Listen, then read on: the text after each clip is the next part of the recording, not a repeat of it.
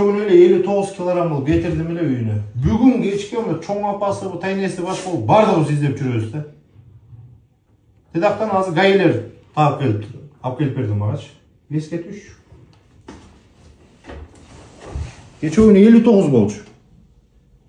Карагылачы эми. Эмне болушу мүмкүн? Мындан кийин эмне кылышыбыз мүмкүн?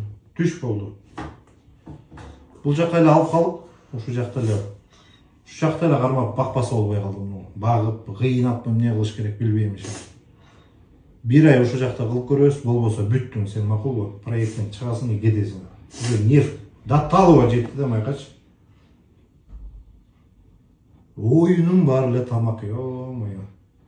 Уара тартып, ай сайын 20 000 сомго тамак алып беребиз. Не деген баласың, эй? Не деген баласың, ё-моё. Өзүмдүн балдарыма кылбаган нерсени сага кылдым. 4 килограмм кошуп алып келиптир, 4 килограмм. Кечинде эле кетирди элек.